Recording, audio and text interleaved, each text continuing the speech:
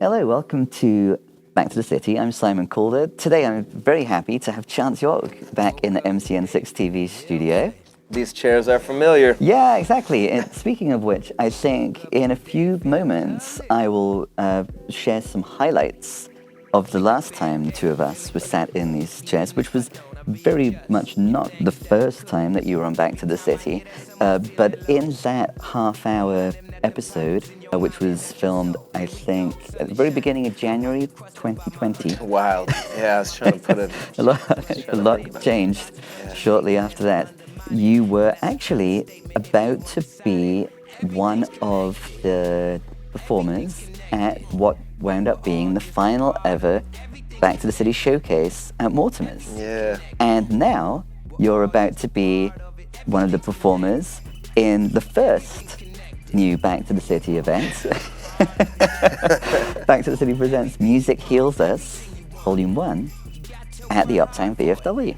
That's going to be, so thank you. Come out. Yeah. It's going to be Chance, Annie Fitzgerald, who's going to show up for an interview midway through this interview. I suspect there'll be a doorbell noise, and that will be Annie Fitzgerald arriving. And Lady Midnight is now on the bill as well.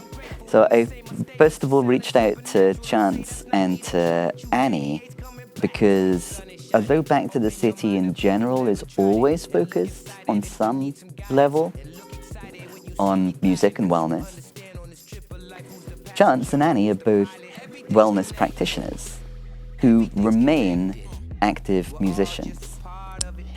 And so it's such an interesting intersection. And so Chance and Annie will be leading people who come to the show in kind of workshop style activities. Chance is going to do a movement related workshop.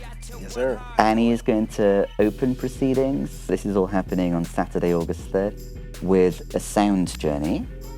And then Lady Midnight, as we were conducting an interview and I was trying to figure out who the third artist should be on the bill, Lady Midnight is doing all kinds of interesting wellness-related things outside of what we expect Lady Midnight to be doing. Are you aware of what Lady Midnight's been up to? I'm not, but when I think of every show performance that we've collaborated on or that I've just been in the audience, I feel like there's a theme of the healing aspects of music and how she seems to process a lot of stuff, but particularly grief and a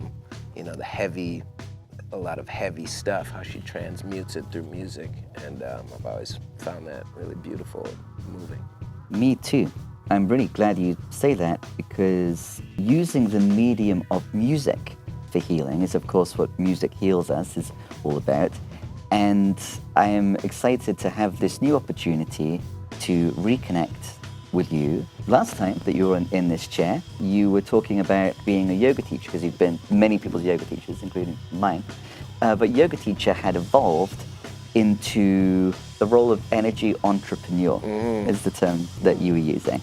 Okay. I'll share with the viewers some highlights from that conversation, and then we'll pick up where we left off. So without any further ado, cut to the clip.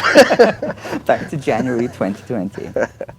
Today, we're going to go on a journey through Deep Dark Hope. All right. Deep Dark Hope. But we're also going to get a sense of all of the different things that you do. Yeah. Including, so you're a yoga teacher. Yeah. At One Yoga and elsewhere. All over. Yeah. Occasionally, you're my yoga teacher. I promise to get more into the practice again. Yeah. Come on back. 2020. I'm going to come back. Now you've moved just down the street from me. Yeah. I'm going to come back. That's right. So, what else do you do?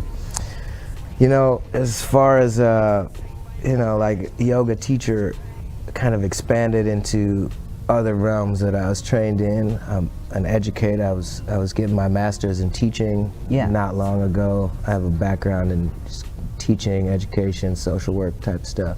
So the benefits of yoga is not just the asana or the physical poses and practice, but really the internal work and the lifestyle or just perspectives of a more whole being, holistic health. So I'm in a lot of roles as a different type of educator, or some refer to as like an energy entrepreneur. Yeah. So I work in educational settings, in community settings, nonprofit settings, corporate settings, and I bring that perspective, or a lens that's more holistic as far as wellness, and seeing the bigger picture of all of it, as far as how energy ripples out. Yeah, everything's connected. Everything's connected. We're all just a part of it. You got it. And here we are, back in 2024. You now are the owner of Connected Wellness, your LLC. You're the co-founder and producer, is this right, of Peace and Practice? Executive director, yeah. Executive director Yeah. of Peace and Practice. Technically co-executive director with my co-founder, yeah. And also the host of the award-winning PBS wellness show, Outside Chance, which I've been binge-watching all morning. It's a good one. As- It's very bingeable. Except that there are constant reminders to obviously get outside. Yeah, it's in the title. Yeah. Get outside of one's comfort zone. Something that we were talking about in January 2020 is how everything from our phones to advertising is designed to really cultivate this feeling of incompleteness. They sell you the void, you know. It's a, you know, I can't remember where I first heard it, but it's a marketing strategy is like, you're not complete until you have this product or service, you know. And you can think of television advertisements from however far back. It's like, you're missing this thing, you know. And I think that is so cooked into our psychology is something's missing, and we need to either do or purchase or, you know, go out and get something. And there's nothing wrong with ambition in that sense, besides that it's just vastly imbalanced in our society that really champions financial and material wealth, but ignores or erodes spiritual wealth. This idea of capitalism or consumerism is like, hey, you're not lacking or valuable unless you're producing or buying or consuming something. I think it's just out of balance, because the other, you know, more holistic wellness, spiritual perspective is that we're already whole. Everything that we ever need is already here, and there's value in just being rather than you have to do something all the time. And so I really champion the idea that being is enough. To be or not to be is not a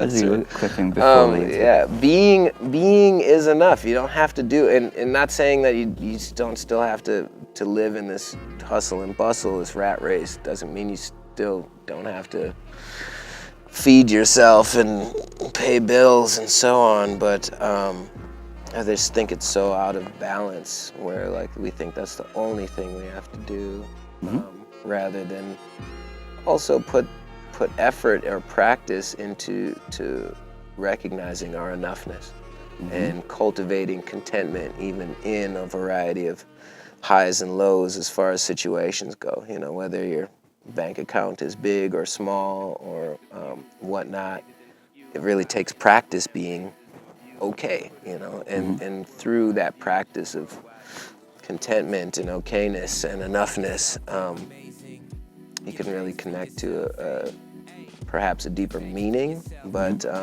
just a source, the source of energy, if you put it into that type of language, in a spiritual type of wholeness and interbeing in the world. Interbeing. Yeah. So that's a term from that book we were talking about prior to this interview. The Art of Living? Thich Nhat Hanh's The Art of Living. It's just full of gems. But interbeing is a big theme of that book. Just recognizing that we're not an island. We're not isolated from all other things. Our life, our energy doesn't stop at this, border of our skin. You know, it's like we emanate, we radiate energy, we share energy. We're through relationships, through all type of thing. You know, life is a constant process of relating. So valuing that interbeing and seeing a bigger picture and stuff is what I consider spiritual work. Absolutely. That's something that keeps on coming up in Outside Chats, I feel. So in the pickleball episode, for example, season 2, episode 1, the fact that pickleball is a multi-generational sport, it's the fastest growing sport, is that correct? So Well, see, yeah, when we filmed that episode, I was pretty in the dark. I didn't really know anything about it, and since then, it's everywhere. I just was flipping through the TV channels, and there's pro pickleball doubles, you know, on TV and stuff, and, you know, driving past places that used to be tennis courts. Now it's like there's one tennis court and like 8 pickleball courts, and the pickleball courts are full, and, you know, like, it's definitely a wave. But yeah, that intergenerational piece, that's a big thing, you know. Coming back to that, you know, the norms of our society, I feel like we've kind of worshipped or valued youth and maybe diminished the value of older and wiser and, you know, that lived experience generation type thing. And even to the point where I feel like sometimes there's an intentional divide being driven in between older and younger, and even just like middle-aged people like myself and younger, and then even younger than that. And you think of institutions like church or temple or the masjid. All of that is like multiple generations of people in the same place and sharing that. And, you know, as maybe those traditional, bigger religious structures sometimes lose popularity, or, you know, I don't have the stats in front of me, but I've heard somewhere that they're losing popularity, and that that intergenerational place isn't happening as often. So, you know, you might find it in different places. Like the pickleball court, you know, like, but yeah, that's kind of a tangent. it's a relevant one. As I was watching that episode, it was reminding me of my 18 months that I was stuck in England because I didn't want to be the person that brought the Delta variant. You were out on like a farm or something. Yeah, I remember. with my parents. Yeah. And they were playing tennis. And I would pay attention to what practices my parents had for staying sane and healthy and well. And went down to the tennis court with them, and simultaneously part of my staying sane and well was making these little videos, which is I think how you were aware of me being on the farmland. And I remember making a video, Everything's Connected by Chance York was the soundtrack that I used, because this particular episode of Enter the Field, it was called, was on work and play. And there was a focus on the play component of tennis. I could see it kept my parents feeling young and lively. And then in Everything's Connected, you've got to work hard at it. Yeah. So I made this video of us, like, we had to work at cleaning up the court, and to me it seemed my parents were taking it very seriously. Like, we had to clean all the leaves. So I made a video, and then it gave me a chance to integrate the different parts of me that would would be in like Back to the City. Like, I edited a music video of us like cleaning the court, and it was really fun to do that to your music. That's great. But interbeing, I think it's not so much a tangent. I love this focus on the intergenerational component. Yeah, man. I can see how those kind of traditional religious communities would be optimal for interbeing. Sure. The need for older people to interact with younger people is, you know, it's as old as humankind. There's supposed to be mentors and mentees, and the wisdom of the older generations are supposed to be passed on to the young, while the excess energy and, you know, enthusiasm, all of that is life. supposed to be passed, you know, shared from the younger to the older, because, you know, when you are older, or, you know, on the back nine or whatever, finding purpose and energy and inspiration and stuff, it's really easy to come from kids, you know, like older people love being around kids, even no matter how. I'm a lot more playful since I had a friend who was 5. Yeah, and I'm saying Who wanted to same. play with me all the time. I felt a lot older when I was in my late 20s, and I had some nieces and nephews, but I didn't have my own kids. And every day, you know, just being able there's so much more purpose and energy, and they just got so much energy. And whether that gives you a headache or whatever, it is an exchange of energy that can be really healing and helpful and inspiring to older people. And then at the same time, this lived experience, this way of finding meaning in things and staying young and playful and whatever. Younger people can learn from that, you know? Like I'm a middle-aged person, and now like recognize how grateful I am that I have a meditative / physical practice like gardening. You know, like I learned that from my grandpa had a farm. My dad always had a garden, you know, and it's like now that's one of my favorite physical meditations, you know, whether it's weeding or seeding or watering or raking or whatever the thing is, you know, it is intentional labor, it is, you know, physically demanding, but then, you know, combined with your effort and then patience and then the divine magic of nature, you see this transformation like continuing to unfold, and then you know, it unfolds and then it dies down and then it's nothing again and then you're without it, and like you go through all these seasons, and there's so much joy that just comes from like, man, I can't wait to get out and start working the soil in the spring, and then it's like, oh, I can't wait to get out and, you know, weed the things and see what plants are popping up, and then it's like this stuff starts flowering or fruiting, and it's like, oh yes, and then inevitably it all starts to die and like goes away, you know, and it's like this ebb and flow that is so natural, but then also, you know, combined with the yoga and the meditative parts, it's like, even though I'm physically gardening, I'm also very aware of my posture, or practicing, trying to be aware of my posture, aware of my breath, you know, aware of what emotional and mental movements are happening within my body. Helps with log rolling too. Yeah, dude, log rolling was I had a cathartic moment in my, you know, fairly poor performance of log rolling in that episode, but all the time, just getting outside, challenging yourself to something new, working with, you know, what you got, your body, and, you know, all of these simple, seemingly mundane things or tasks can add great value and depth to your life, you know. And I think just even like, you know, my parents or whatever, watching my kids or my like little kids, it brings them so much joy.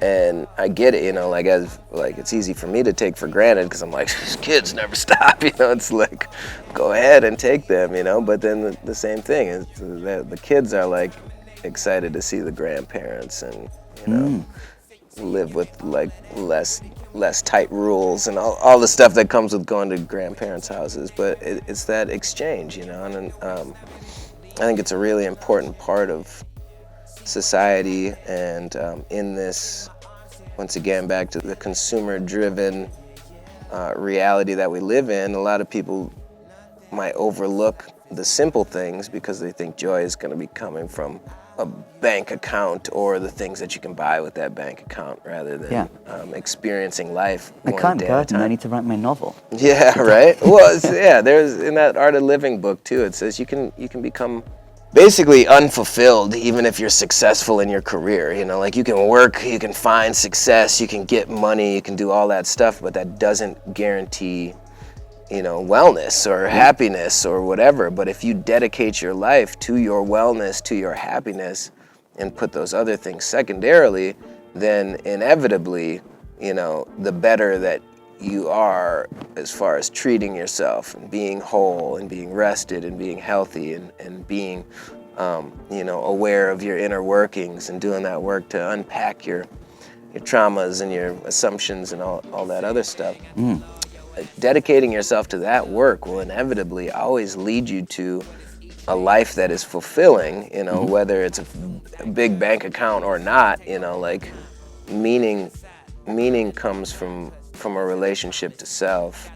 And, you know, I don't want to oversimplify because it's really hard to even prioritize inner work and stuff when you don't know if you got rent covered or if Yeah. your lights are gonna go off or if you're Absolutely. hungry. So not to oversimplify, but there is a definite balance to be found of like, you know, meeting your basic needs, but then also where is purpose and meaning and fulfillment gonna come from? It's not gonna come from just a big bank account or the newest car or whatever. You A know? roadmap that I found useful is the 10 areas of fulfillment. Yeah. To which I was introduced in the Seeds of Success mini-series that I Man. participated in when I was stuck in England. I was lucky, very lucky, to find myself in a situation where I could just be extremely intentional about cultivating the practices that would serve my growth. I was doing all kinds of workshops online, and you were talking last time you were in that seat about your Wim Hof breathing practice, and you got to a point where you could, with relative ease, not breathe for like 4.5 minutes. I found myself as I was sitting by the ocean, doing my Wim Hof breathing. I got like well over 3 minutes. Yeah. It's Yeah. kind of euphoric too, and like quiet and like strange. It's an altered state, you know. I've found a lot of altered states through various pranayama and just, you know, breath related things. You know, I'm really big on just like mindful walking these days. It's like, as simple as that might be, I have cathartic Same. moments of release or clarity or, you know, soothing, whatever you want to call it, from mindful walking. Yeah, my parents. Simpler too, the that's better. one of the other practices I was noticing. You'd really get along with my parents, I think. Probably. make that connection happen. Yeah, the 10 areas of fulfillment that you introduced me to in that Seeds of Success mini-series. Health, family, friends, partner, mission/work is an interesting one, because I thought of it when you were talking about whether one's success within one's career will be enough to provide fulfillment. But it's only half of one of these 10 areas of fulfillment, if that's work as opposed to mission. And then finance, hobby, emotion, spirituality, adventure. Adventure, you've been doing lots of adventuring. I'm saying, like, that was the element when I was first introduced to that practice. So to summarize what you were talking about, I offered this online workshop for the Seeds of Success, just a personal development type workshop that went over a lot of techniques to just check in on yourself and provide clarity moving forward. Like, what do I want? So I was introduced to that 10 areas of fulfillment from a book called High Performance Habits by Brendan Burchard. Cool life coach guy, you know. He gave a lot of, you know, practical things of personal exploration.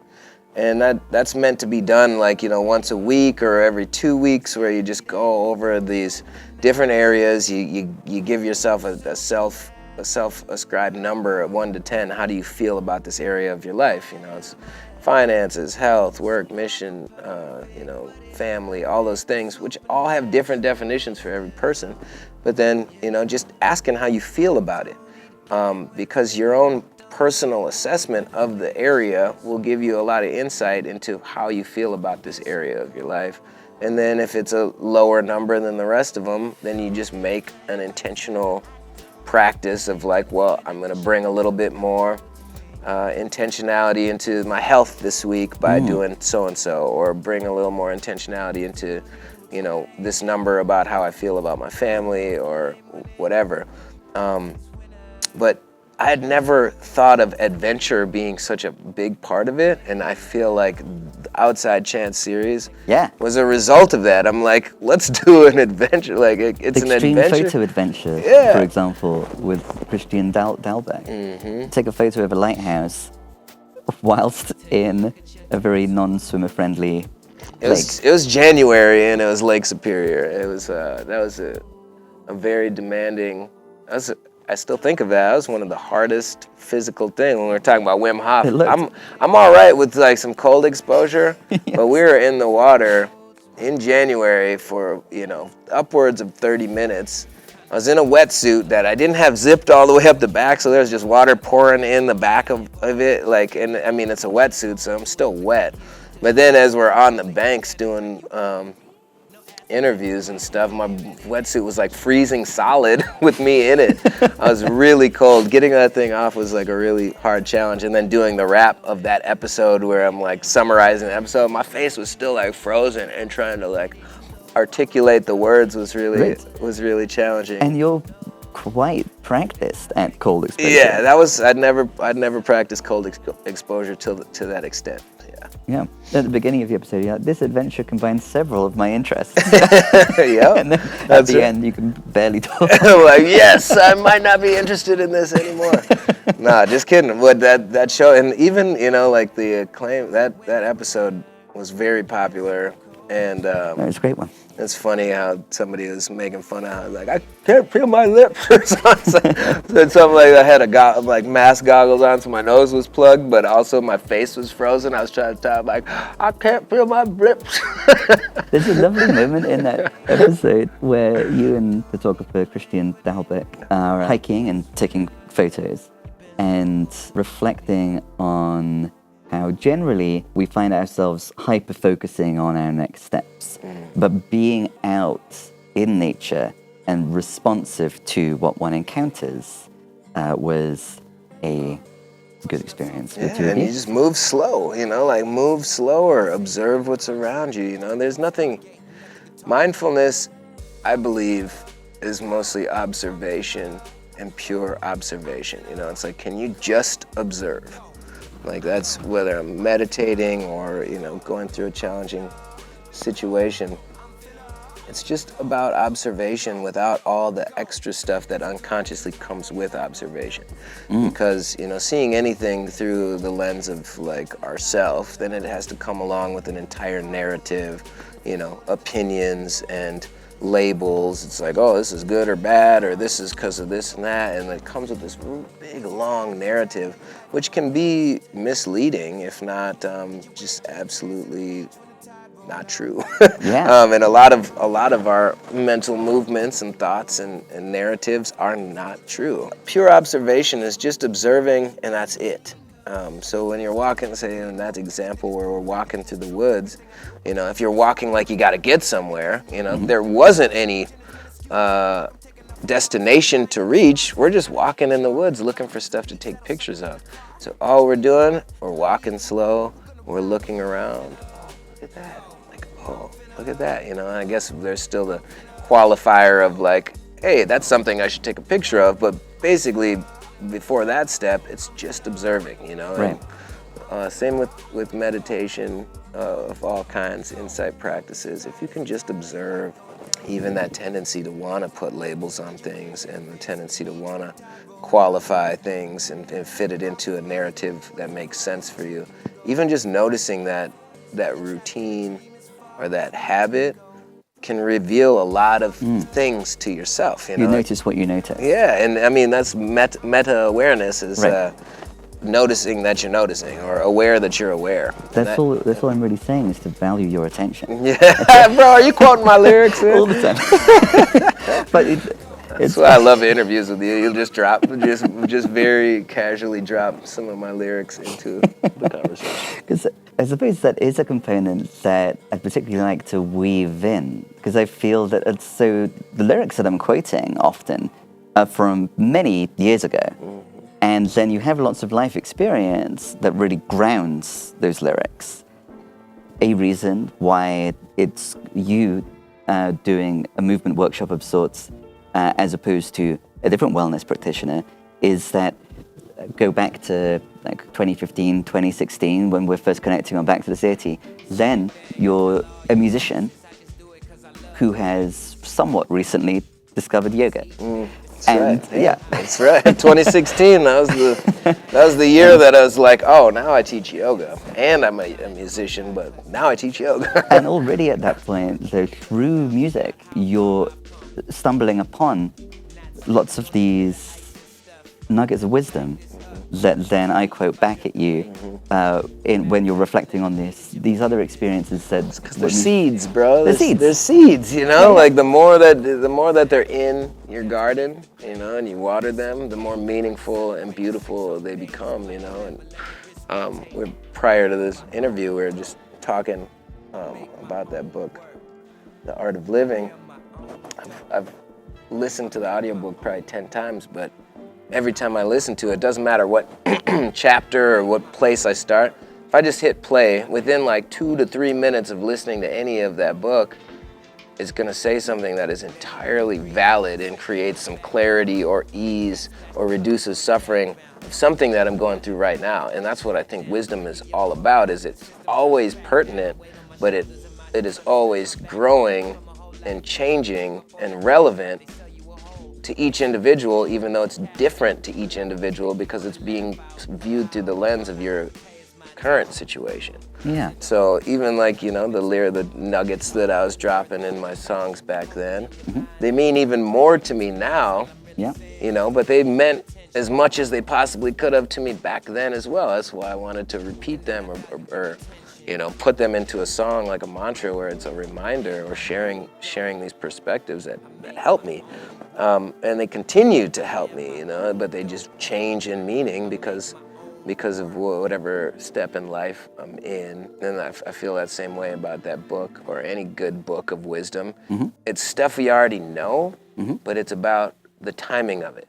It's about hearing it again right now that makes it really meaningful. And like we have so much wisdom stashed away, but we don't always draw upon it in the times of need. You know, it's much easier to forget that stuff and you know, venture down the well-walked path of suffering and woe is me type mentality. Putting those little gems that have always helped me into my music has been an invitation to just repeat those things many times. You know, like continue repeating them because they still make sense. It's just it might be a totally different scenario, but it still makes sense. Yeah, I am my own dupe. I make my own work. I really liked, back to Outside Chance and then back to music again. As I was watching Outside Chance, it was striking me that your spirituality isn't really foregrounded. The fact that you're a rapper wasn't foregrounded in any of the episodes that I watched. So I was looking forward to asking you, okay, so how does music fit in? Yeah, to the show or to the To your identity and your Yeah. and your spiritual practices. And then as I was looking forward to questioning you about that, I was watching the episode with Anthony Taylor. Yeah. Who is like a mentor figure Yeah, to you. shout out Anthony Taylor. That's a great dude. Yeah, and then Own Dope was in it. Yeah. Own Dope. I was like, I know this. So season two, we got. Season one was really just a big experiment because I'd never hosted a show. The co-creators of the show, Ryan Klabundy and Luke Heikela, they were like, hey, let's see if this works out. And we were still really tinkering on what the format of the show is. Like, what's the point of this show? Are we trying to teach somebody? Are we just trying to entertain people? What, you know, like, which comes into that mindful edutainment. Yeah, absolutely. So using the medium of television to make people go outside is yeah, an interesting all of that. move. Right, exactly. It's like you can stream this and then go outside or stream it outside. But yeah, that first episode or first season was experimental. By second season, when we got green lit for that, it was I was like, I need to take a bigger role in the music of this. So I hired Big Cats to do some of the music direction of it. And since Big Cats and I made those songs, those were we didn't have to license it from anybody else, so we were able to plop in the familiar music as well as, you know, a vibe that was a little bit more suiting. Yeah, there is deep dark hope sprinkled all throughout season 2. Excellent. I'll have to watch more episodes. I Yeah. love that album. For sure. And so some other nuggets from that, like in the song I Don't Care, that's where you're most explicit about time and attention being our real commodities, and I'm trying to be more disciplined with how I spend it. Let's bring I Don't Care, where the message of which is assholes have opinions, if you haven't noticed, and not to be thrown off one's path by these external judgments. We started by talking a lot about interbeing and connection with community. And like when you're cycling in that episode, part of what comes up is just running into other cyclists and the people on horses, and so that being with other people. And I feel that in a lot of the rap songs that you were performing at Sean Anonymous's birthday show, which I happened to get some footage of. Oh, I was like, cut to the footage. Wait for it, we will. There's some new nuggets that I think the focus is a little different from, like, rather than I don't care being the primary thought, I don't care what someone thinks of me. A favorite of mine is, you ain't a deity dog, you a big deal, a motherfucking big deal. I didn't know we could cuss on this show. All right. Yeah, one can. All right, yeah. let's go. Yeah. I know you're a big deal, because I'm a motherfucking big deal. But big deal. Right. Right? Right. And that, I thought, is a really creative, idiosyncratic way of like paraphrasing something that you said in the previous interview, which is that if the purpose of the self-development and the spiritual path is to become nobody, you have to become somebody first. So what is your sense of the connection between that nugget of wisdom and then what you do with that wisdom in Big Deal? That is a sweet question, man. And I think the route that I want to go in answering that question is Taoism understands yin and yang, you know, these opposing forces or, you know, realities. Big and small, light and dark, sun and moon, ebb and flow. And from what I've found in spiritual practice is that one can't exist without the other. So work in any direction is going to reveal to you the opposite in some capacity as well. The best way I like to describe it is this courage to accept two opposing truths at all times.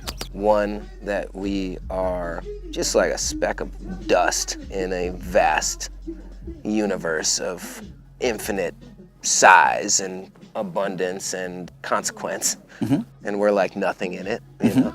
And at the same time, You're a motherfucking big deal. yeah, precisely. The universe is infinitely large out in that direction, and in that scope of things, we are nothing. Yeah. But also that the opposing truth that is equally true is that within us goes infinitely tiny. So whatever this consciousness is that can move this body around, which is not just one body, it's, you know, trillions of living things that are interbeing, that all know their job and are working in a divine design that I couldn't possibly understand. I am also like a god of this body, right? Like this consciousness can operate this body and God do body. whatever. Yeah, it is a universe. It's an infinite universe that is also an inconsequential speck of dust in the larger scheme of things. So what the spiritual work is, in my best explanation of it, it's the serenity prayer. I don't want to misquote it, but, you know, paraphrasing. That one. Accepting the things I cannot change, the courage to change the things that I can, and the wisdom to know the difference. That's this idea of like these two opposing truths are always presenting themselves to you. And the more that you recognize, you know, it takes a lot of courage to do what you can do. It's much easier to just believe you can't do it. But also, we try to control things that we cannot control, like the opinions that other people place on us and so on. That comes to the I don't care piece, you know. It's like, I don't care. Somebody's gonna judge me. They're gonna be projecting their perception of me no matter what. And, you know, I'm only responsible for at most half of it. You know, like at most. That's what yin and yang is, you know, like at most I can only be responsible for half of it, you know, like, so that's really what the practice is seeing any situation in my life that causes me turmoil, pain, suffering, confusion, taking any of those things and using wisdom to understand, like, what is in my control here? What is what can I take responsibility for, and then what can I surrender to? A great, the divine, the great cosmos, God, whatever. Hey, there's that doorbell. Yeah, so I mean that's what it comes down to. Holding these opposing truths. I am both all powerful, simultaneously I'm not shit. And how in a healthy, fulfilling, in service of others, or in service of this interbeing, how much can I do, and how much can I just let go of? And that's a lifelong work. Every single day there's going to be a new instance of me being able to find an example of that. Yeah. It's like, where am I working here? What can I lean into more? What can I act upon more? And what can I just surrender and accept that it has, no matter how much effort I put into it, all that effort will be in vain because it's something that I actually don't have any control over, which is, at least half of everything, Like, and then paradoxically, the ability to surrender and let go of the story, I am Chance York, or I am Simon Calder, and this is what it means to be that person, and I am important. Being willing and able to let go of what any particular story, any particular time, paradoxically enables further growth. Because we are always growing, Yeah. It's if I get, and that's that work too. It's like, hey, there's pieces of me, my story, my narrative, my identity that I used to think were essential to my identity that I've simply grown out of, or recognized they were holding me back or problematic or harmful to others. And I still have a lifelong work of recognizing that there's pieces of me that are harmful, whether I believe it or not, but without an honest courage to look at that and own it, which is a lifelong process. Let's bring this into conversation with Don't Let Oxygen In. It'll harden the paint. I believe solutions can grow out of complaints. Realistically, we ain't seen the worst of it yet. I like that. Only friendly competition I know is versus my friends. Yeah, I'm hiding out on a night story, light-skinned, night vision, goggles, cut the lights, homie. I live a life where my child can go shopping often, no ride ponies, no I smoke weed, complete with right motives. Even when I sleep, I dream, I keep the eye focused. Even though I've been low, been up for a while. Couple different addresses, but the same numbers to dial. So leave a message, precious, if there ain't a tone. Remembering the days of payphones and pager codes. Fat fannies with panties home. Since back in the day, 11th grade. Crazy for the things I've never known. Don't let oxygen in, it go hard in the paint. I believe solutions can grow out of complaints realistically. We ain't seen the worst of it yet. Only friendly competition I know is versus my friends.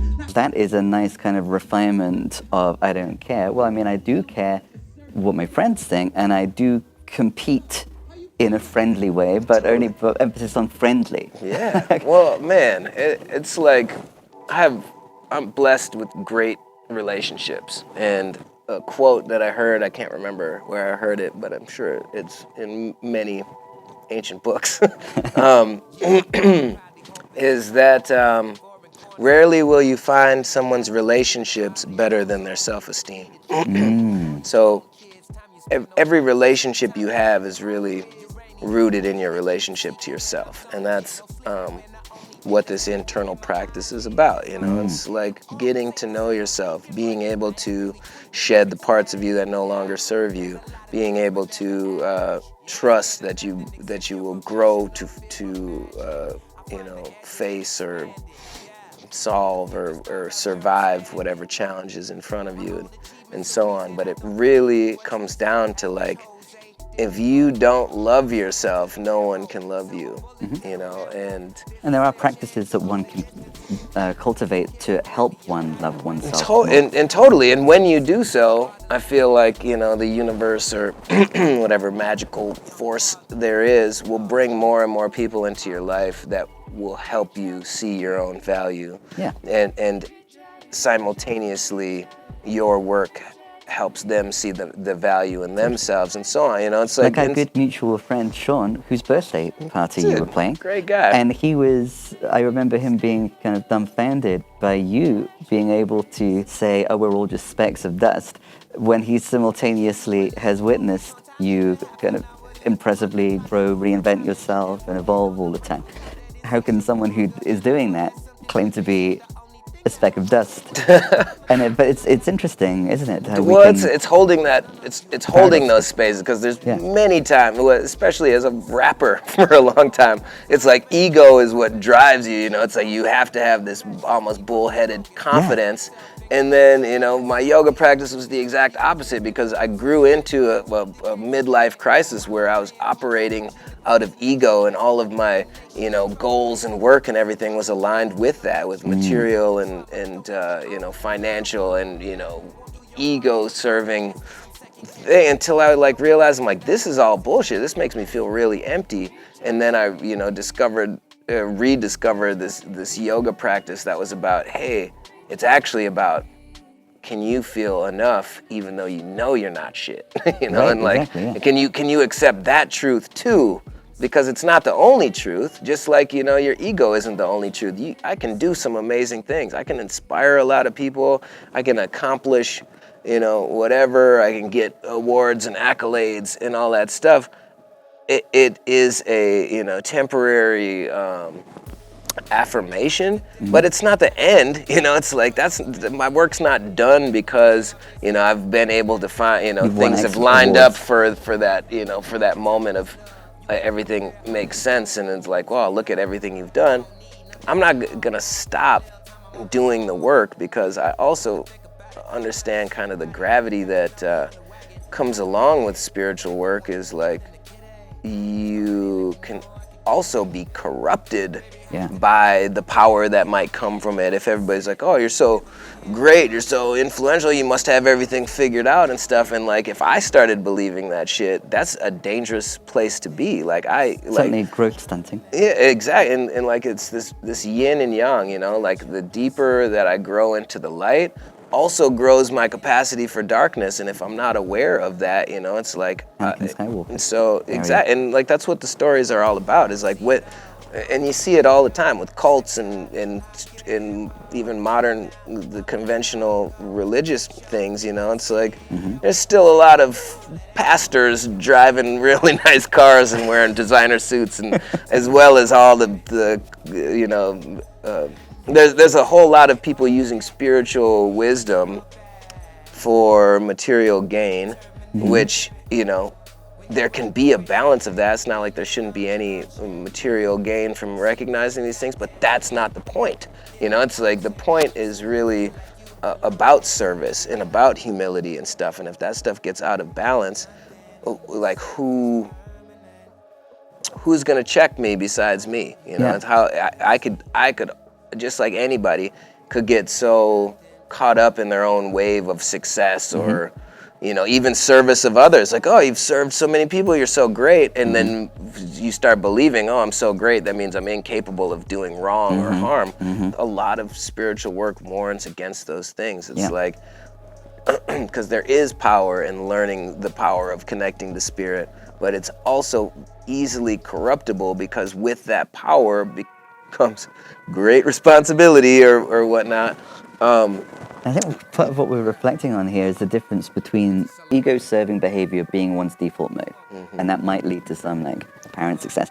But then there's a difference between that and then intentionally making one's default be that the ego serves one. So I really enjoyed encountering rapper Chance York at our friend's birthday party. I'm saying the crowd, you know, they like that one. That song, Big Deal, is like, I say, can I talk some shit? You know, I'm like, and it's just like some rapper. It's like, yo, I'm this, you know. It starts off and said, "Daddy's the alchemist, I'm the golden boy. Weaponized voice, no recoil, no decoy. Overjoyed, way past my boiling point." You know, like it's all swag rapping. You know, like, look how dope I am. But then, you know, it kind of turns into like, but actually, you know, you're really dope. Yeah. And I'm really dope. but who really fucking cares, you know? But big deal, you know? Exactly. It's like, it's like if they tell you you're not a deity, it's like, all right, so it's like, if they tell you you're not a deity, dog, you're a big deal, motherfucking big deal. I know that you're a big deal because I'm a motherfucking big deal, but big deal, Yeah, you know? yeah. And it's just that balance of like, hey, it's good to be confident. It's like if you're not confident, it's hard to walk through this world. It's more fun to be able to switch it off and make fun of it at the same time. Totally, well, because it is ridiculous, you know, and like that's I believe what spiritual practice is all about, or nature is all about. Yeah. It's like you're supposed to have highs, you're supposed to have lows, you're supposed to have victories, you're supposed to have losses. It's all part of life, you know, and like while the timeline might change, like, oh, I'm way up right now, I'm looking real good and strong, you know, it's like, well, next week, you know, I could be in a deep depression if I lose somebody or something. Like that's life. There's no guarantees of never-ending success. It's like, and sometimes the higher you get, you know, this was a realization I made last year where I was just like getting mad about nothing. Like it was like the littlest things would just like set me off. And I was like, I think the problem is like I've just had such a long win streak, you know, like I went through a year of just like success after success after success, that even just the littlest like thing not going my way would almost like feel like a tantrum. And like that was a recognition where it's like, yo, when stuff gets out of balance and everything is all up, the normal setbacks of life feel like a much bigger deal than they need to be, you know? Yeah. So like that's also Taoism. It's this middle road. It's like, don't get too carried away in your success because it's temporary. But also don't get too carried away in your despair or hardship because it's also temporary. And really it's about, you know, the quote I shared with you before this interview started, from that Thich Nhat Hanh book, he says, letting go is the work of heroes. And that means so much to, and so like I've shared with you how I shared that same quote with a couple of different people in two totally different contexts in the same day, and it was equally pertinent, but totally different in the life situation. And just recognizing that letting go is so hard, but it's really life, you know, like that's what life is. It's like, hey, ups and downs. I want to say it's that same book, but I might be wrong, mentions a time about, you know, observing the Dalai Lama move through a crowd of people, and someone, you know, he's talking with some old monks that are reminiscing on, you know, some atrocities that happened in Tibet. You know, he's got tears streaming down his face. And like, you know, 15 seconds later, like somebody gives him a baby, he's holding the baby and he's laughing and joyful. And then he goes over here and he's talking, you know, thinking very judiciously about solving some conflict. And then he's like, and this idea of untetheredness, you know, like we could stick in our narrative of how things are supposed to be, but ultimately that's, you know, expectation that leads to disappointment. So observing life for whatever it is right in front of you right now and being all the way there and feeling all of whatever it brings about, and then being able to move on from it, you know, immediately or, you know, in a healthy amount of time, recognizing it's all temporary. And Untetheredness. Yeah, well, that's, you know, letting go is the work of heroes, because it's really hard or challenging or it takes effort, but it is ultimately easy. One more quote from that book: change is not as painful as the resistance to change. Yeah.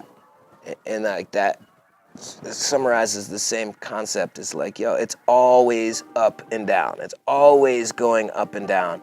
And to imagine that any of it is permanent is suffering, you know, or at least setting yourself up for some suffering. You know, like I said, like last year, it's just like one simple like rejection of like, oh, I didn't get this thing I applied for or whatever, just felt devastating. Right. As opposed to like, oh well, you know, because I'm supposed to be adept. because I got in the habit of just like boom, boom, boom. Oh, Do I you know who got I got am, it all universe? figured out. I was like, you know who the fuck I am? I'm a big deal, right? But and that's what Big deal. that's what life is gonna show you one deal, way or second another. best. It's gonna build you up. It's gonna break you. Well, it's not always true. Some people, you know, the suffering is just routine. So it doesn't matter what environment you're in, it always feels like suffering. But even those that figure out how to find joy and find meaning and find happiness, it's not gonna stay forever. Like, that's a recognition that that too will fade, fall away, and change, but then come back, you know? And it's all an ebb and flow. Not everybody gets to experience joy and happiness, and That's why we need energy entrepreneurs Well, I'm saying, to yeah. help us understand the past. Like well- certain things, practices can be cultivated that do work across all different walks of life. I have two final questions Yes, for you. sir, go ahead. And you were just talking about finding joy. I'm going to preface the questions with showing a couple of moments from that Sean Lorna's birthday party where you seem to be quite enjoying yourself. And and so you say, I like that feeling. That's a good feeling. And that was a great show. It was a great party. I remember it very clearly. And then at the end, this shit is like my second home right here. Thank you so much. Yeah. So I want to end by emphasizing that, yes, you'll be doing a movement workshop, but also you'll be performing a rap set. And so the first of the two final questions is, how do you feel about the role of music? And again, the series is called Music Heals Us. So remembering the joy of performing for friends, you know, lots of mutual friends are there engaging with and getting your performance, and you're getting to be rapper Chance York again. How you feeling? I like that feeling. That's a good feeling. I'm just sitting there at my spot. This shit is like my second home right here. Thank you so much. So the first of the two final questions is, can you expand slightly more on the role of music within your spiritual path and your sense of self? Yeah, totally. I mean, I wouldn't be able to be, you know, a yoga teacher, mindfulness instructor, energy entrepreneur if it weren't for the network and persona that I created through music. So that is number one. And I feel like, as far as being a person that people wanted to learn from and being credible and stuff, is because they saw a transformation from just rapper, you know, partying too much, you know, doing all types of things to hide any type of insecurity, to being somebody that just, I'm easier, I'm more authentic, I'm so on and so forth, because I'm not always just in the nightlife or just trying to, you know, push that one, you know, ego-serving side of things, and found a much more service-oriented side. So what role does music play, aside from the work that I'm doing with the University of Minnesota? We're doing, I mean, Eric Mason from Crunchy Kids and I just worked on a project called Waking the Oracle, and we're gonna keep on working on that. I had a couple of my kids in that production as well, but combination of like some sound baths, some theatrics, some community wisdom circles, and building these music and sound-driven experiences, meditative and reflective community experiences. That's a big piece. But overall, community, interbeing, going out and all being able to experience, you know, the output of, you know, like when I rap, it feels really good. Like, I feel physically stronger than back when I was rapping all the time, because I'm taking better care of myself, which leads to a more energized performance and all that. But being in a crowd can be an entirely cathartic experience if you get swept away by whatever the artist is doing, talking about, whatever sounds, however it's resonating with you, whatever you're going through at the time. It's something that's so cooked into my being, you know. Like, I've been a professional musician for 20 years, and it's been such an important part of my life, you know. Like, I can go, you know, I don't have social anxiety if I'm just watching the show. I can be in a crowd of people rather than like, oh, they're looking at me or whatever. When I'm on the stage, then it's kind of like, ooh, like you can draw from that energy and draw from that and you know, boost the ego, because the ego is not a bad thing. It's meant to keep us alive. It's about having it in balance. It can be of service to us. Yeah, and that's what I mean. It is of service. It's a necessary part. I'm not a yoga teacher that talks about kill the ego and stuff. No. I don't believe in killing the ego. It's an essential part of our being because self-preservation and so on.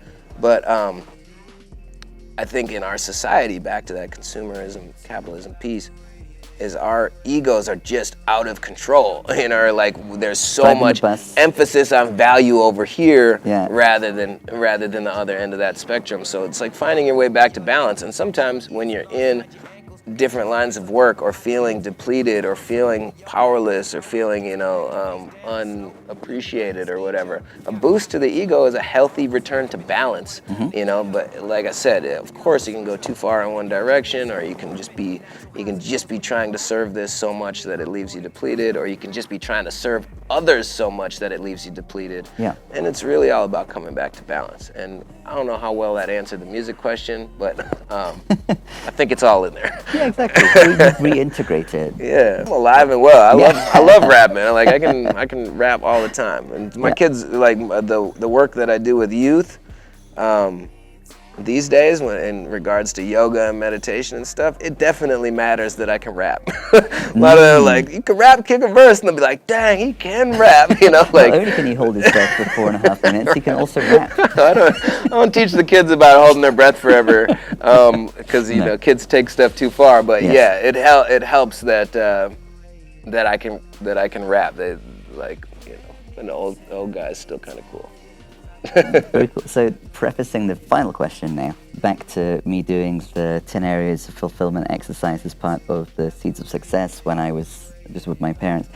Items like family, partner, I was like, not applicable. I mean, I have my family, my parents here, but we're in lockdown. It's not possible.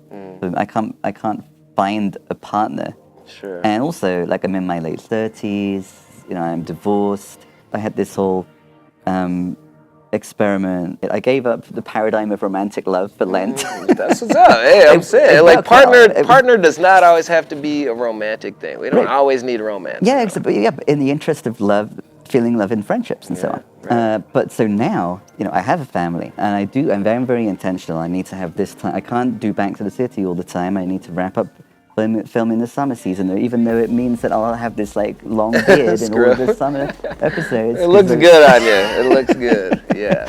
So that I can spend time with my partner and spend time with my family in the summer. And the key thing, get back to writing the book that when I did all this with you and my other intentional practices, I returned to the States planning to finish writing a book, which now I'm determined, once I finish filming the summer season, to carve time for. That's the big thing. Yes. Finish writing that book. And the book relates to Sarah Morris, good friend of Annie Fitzgerald, who I'm about to interview, is central to the original draft of the book.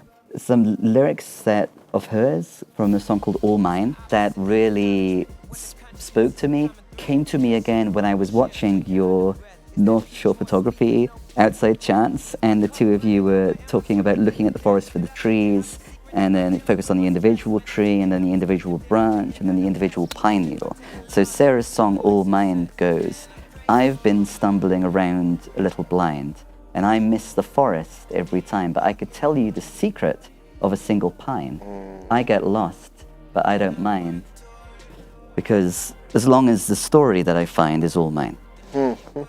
And love it. And you were just talking, I think, about the story that you find being all yours. And you said previously, and last time you were in that chair, you said we can change the paradigm if we understand where our story is problematic. And we've been talking about letting go of stories, revising stories. Do you have any final thoughts, perhaps with this metaphor of the pines and the forest, on this process of getting lost. There's moments where you're less of a rapper, say, or this thing is not so central in your story of who you are. I get lost, but I don't mind as long as the story that I find is all mine. Man, it is. It's an ongoing process, man. Like, I think in that explanation that I was using about yin and yang, you grow your capacity for one, and it grows the capacity for everything. So, as I've cultivated this ability to emote more intentionally, like, hey, I can make myself real happy if I want to, for whatever temporary amount of time. And I can really be present in simple, joyous moments, just sitting in my backyard and watching my kids be healthy and play and run through the sprinkler or whatever, or just watching a bee on a flower that I planted, or some basic thing. I can have these deep, cathartic, overwhelming moments of like, wow, like it's so, gives me chills just talking about it. I feel like it right now, just like thinking about it, feeling really good. With that capacity for light, I can also feel really, really sad, scared, full of despair, package deal, the emotions hopeless, like, gosh, like the climate and global conflict and capitalism, like all of these things are so big and daunting, and racism and all of these things, and I can just feel it so deeply and so with so much depth. And I think that's that piece about courage. It's like, if you want to, I think the danger would be not feeling anything, and I think that's where we all try to head with self-medication or overworking or, just, sex and pleasure, with all these things that can distract us from the bad or whatever, or just not feel anything. And I think that courage is about feeling more deeply, and your ability to be happy really depends on your ability to also feel sad and recognize that both are part of life, and if it's not redundant enough, go read The Art of Living by Thich Nhat Hanh, because he says, if I ever had children, I wouldn't wish them to go to heaven where there's no suffering. He said, because happiness only grows from our ability to transform suffering into happiness. He said, lotuses don't grow on marble. Lotuses only grow in the mud. And like that's like the story that I'm recognizing is, can I be equally present and grateful when things aren't going my way, and equally present and grateful when things are going my way, which, we didn't really touch on, is like, sometimes I have like a doomsday mind where, like, when everything's going right, I'm like, just wait, something's about to go wrong, like, if I can also avoid that and just be fully present in the moment that everything is perfect right now, and it's not going to be forever, but that's enough. Right now, it's perfect enough, and it's perfect right now for what it is. I think that is the story, the narrative that I'm going through right now. When I find myself in conflict, can I sit with the feeling and detach from the story and see if that feeling still remains, and even if it does, like, that's okay too. So finding contentment, finding enoughness is a big piece of it. In my 41 years of life, I've had a lot of success, I've had a lot of hardship, loss, and all of that stuff, and I just hope I'm only halfway through it. I hope now, like, now when I used to suffer through my hardship, like, I've gotten better at just being okay through my hardship, and knowing that there will be more hardship, but the suffering piece of it can be shorter and less destructive in my practice of relating. Yeah, back to not resisting change. Yeah, right, and not resisting hard times either. It's like they happen. Like, you can do all the work to avoid them, but you can then be obsessed with an expectation that you can somehow avoid the hardship of life. Not to say that you can't avoid a lot of it. Like, there's a lot, like, that's that, courage to change what you can. But no matter how on top of your shit you are, no matter how good your habits are and spiritually sound and fulfilled and in service of others you are, there's still going to be hard times ahead. And those hard times can be just mud, or they can be home for lotuses. I had a moment like that yesterday. Recently, this isn't one of my jobs. This is just something I do for fun. But I have 6 jobs. Yeah, so you got all the jobs. I have 6 jobs. And even that was through no fault of my own, through some not very humane scheduling shifts. I was finding myself unable to come through with the rent for this month. Sure. And so my partner came home and I was like, I'm really sad. Yeah. Like because you're working your ass off. And it's not working. And it's like, but then just being able to be like, vulnerable, I'm really honest. sad. Yeah. But this is why I'm sad. This is important to me to be able to like fend for the family. And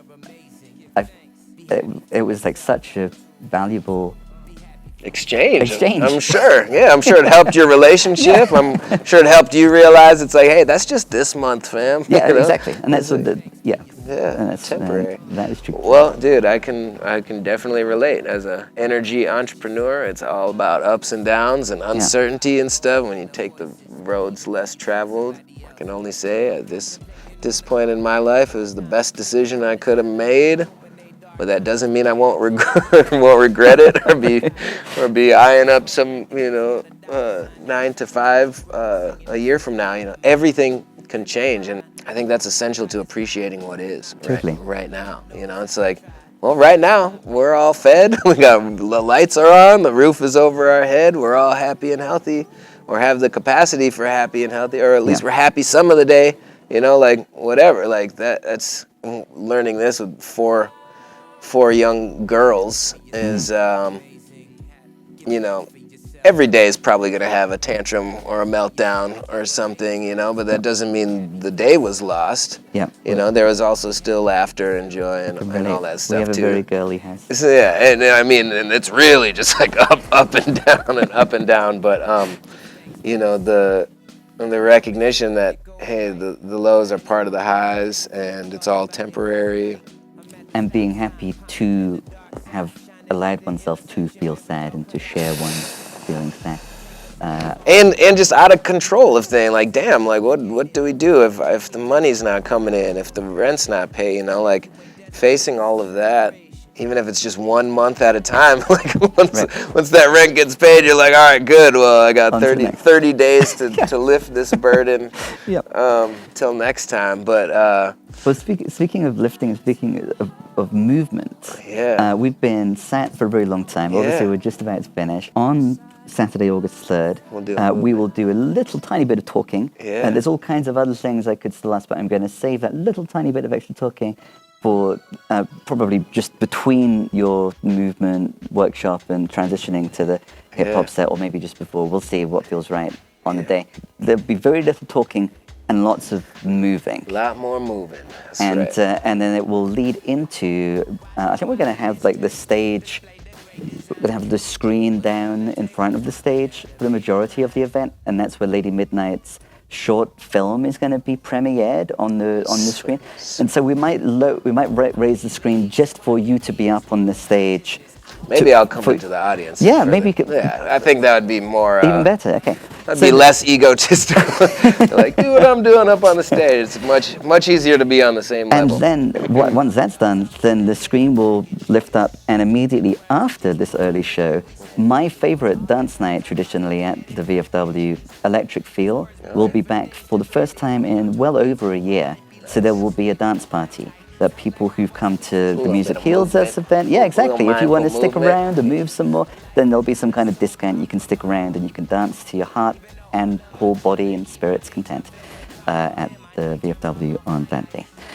Yay, movement dancing. Man, It's always a pleasure. It's great chatting with you. Yeah. Over a year, you said 2016, 2015, 2016. It's almost been 9 years of Yeah. conversations. Coming on with you. to a decade. Always talking about books, too. Yeah.